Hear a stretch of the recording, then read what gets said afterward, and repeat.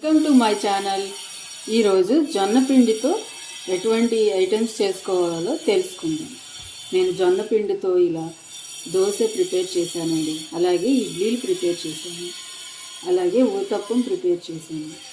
ఇలా జొన్న పిండితో జొన్న రవ్వతో ఇలా ఈ రెసిపీస్ తయారు చేసుకొని ఇలా కొబ్బరి చట్నీతో సర్వ్ చేసుకుంటే టేస్ట్ చాలా బాగుంటుంది, అలాగే హెల్త్కి కూడా చాలా మంచిది.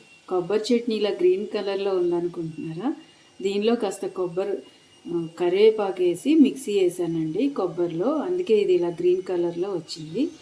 ఇది కూడా హెల్త్కి చాలా చాలా మంచిది. ఈ కాంబినేషన్లో కనుక మీరు ట్రై చేస్తే మీకు బాగా నచ్చుతుంది. టేస్ట్ చాలా బాగుంటుంది, అలాగే హెల్త్కి కూడా చాలా మంచిది. మనం మినప్పిండి బియ్యం నూకతో చేసుకుంటాం కదా ఇడ్లీలు, అలాగే దోశలు బియ్యంతో యాడ్ చేసుకొని బియ్యంతో చేసుకుంటాం కదా. ఆ దోశలు ఆ ఇడ్లీల కన్నా ఈ జొన్న దోశలు జొన్న ఇడ్లీలు జొన్నతో ఇలా ఊతప్పం చేసుకుంటే హెల్త్కి చాలా మంచిది. అలాగే వెయిట్ లాస్ అవ్వాలనుకున్న వాళ్ళకు కూడా ఇది పర్ఫెక్ట్ ఫుడ్ అండి. బలం కూడా ఉంటుంది, అలాగే వెయిట్ లాస్ అవుతారు, ఎక్కువ ఆకలేదు. ఫైబర్ రిచ్ ఫుడ్ ఇది. ఇప్పుడు ఈ ఐటమ్స్ని ఎలా ప్రిపేర్ చేసుకోవాలో తెలుసుకుందాం.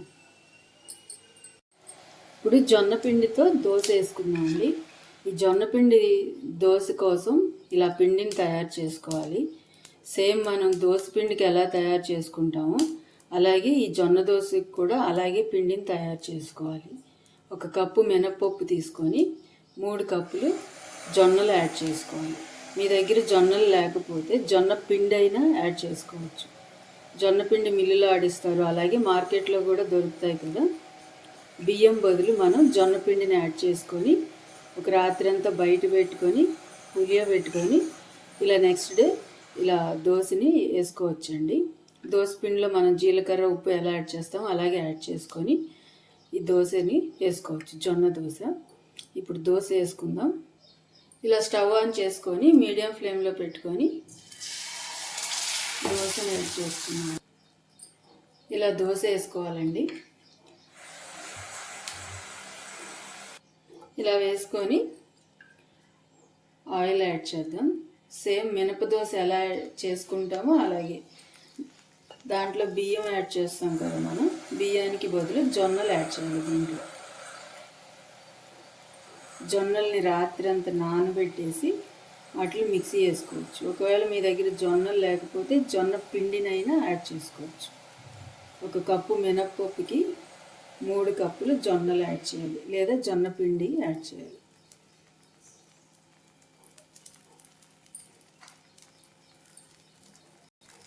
మీది మినప దోశ కన్నా కాస్త ఎక్కువసేపే కాలుతుందండి. ఒకవేళ దోశ కాలకపోతే దోశ రాదండి, అందుకని కాస్త ఎక్కువసేపే కాల్చుకోవాలి. ఇలా మీడియం ఫ్లేమ్లో స్టవ్ పెట్టుకొని నిదానంగా కాల్చుకోవాలండి జొన్న దోశ, లేదంటే రాదు. ఇలా ఒకవైపు కాలిన తర్వాత ఇలా టర్న్ చేసుకోవాలండి. ఇలా వచ్చిద్దండి. జొన్న దోశ పలచగా వేసుకుంటేనే మీకు క్రిస్పీగా టేస్ట్ బాగుంటుందండి. మందంగా వేస్తే ఎక్కువసేపు టైం పట్టుద్ది కుక్ అవటానికి, అందుకని ఇలా పలచగానే వేసుకోవాలి. పలచగా వేసుకుంటే మీకు వేసుకోవటం చాలా ఈజీ అవుతుంది, అలాగే త్వరగా కూడా అయిపోతుంది. అంతేనండి. ఇప్పుడు ఈ దోశ తీసి ప్లేట్లోకి ట్రాన్స్ఫర్ చేసుకుందాం. ఇప్పుడు దోశ రెడీ చేసేసుకున్నాం కదా. ఇప్పుడు అదే జొన్న పిండితో ఇడ్లీలు కూడా ప్రిపేర్ చేసుకున్నాం. ఇది కూడా అంతేనండి. మనం మామూలు ఇడ్లీలు వేసుకుంటాం కదా, ఆ ఇడ్లీ పిండిలో 1 కప్పుకి 2.5 కప్పులు రవ్వ యాడ్ చేస్తాం కదా. ఆ రవ్వ బదులు జొన్న రవ్వ యాడ్ చేయాలండి.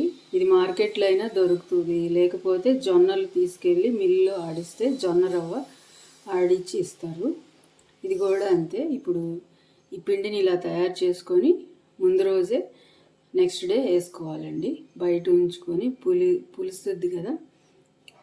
సేమ్ ఆ ఇడ్లీ లాగానే మినప దోశలు ఇడ్లీలు వేసుకుంటాం కదా, అలాగే ఇప్పుడు జొన్న ఇడ్లీ రవ్వ బదులు జొన్న రవ్వ యాడ్ చేశాను.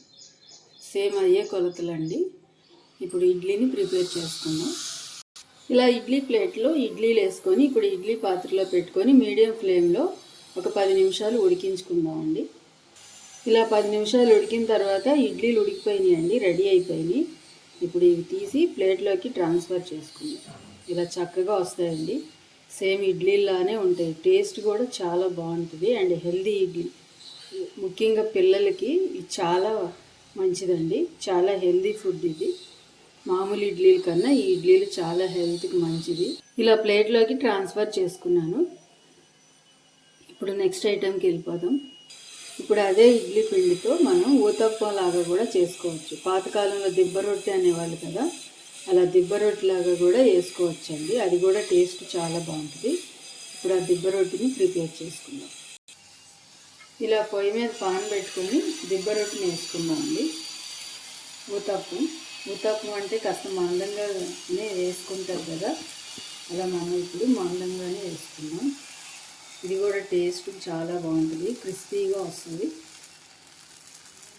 మినపపిండితో వేస్తాం కదా దిబ్బ రొట్టి, దానికన్నా టేస్ట్ ఇదే చాలా బాగుంటుందండి.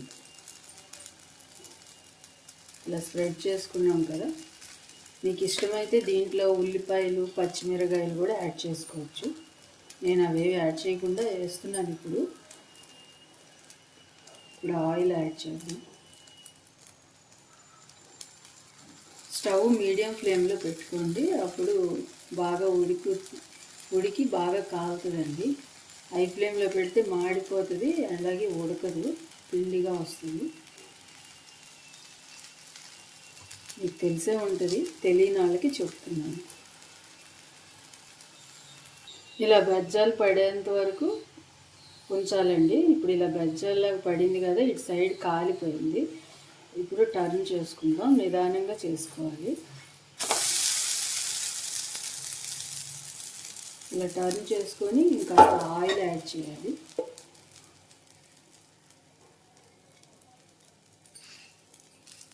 ఇది మాత్రం టేస్ట్ చాలా బాగుంటుందండి. ఇడ్లీలు, ఈ ఊతప్పం టేస్ట్ చాలా బాగుంటుంది. దోశ కన్నా టేస్ట్ ఇవే చాలా బాగుంటాయి.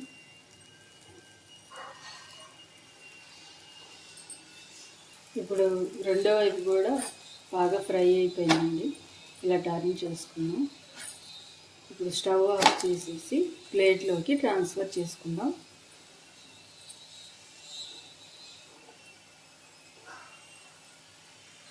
ఇలా ప్లేట్లోకి ట్రాన్స్ఫర్ చేసుకున్నాను. ఎలా ఉందండి, హెల్దీ రెసిపీస్. ఇలా జొన్న పిండితో ఇలా దోశలు, ఇడ్లీలు, ఇలా ఊతప్పాన్ని ప్రిపేర్ చేసుకోవచ్చు.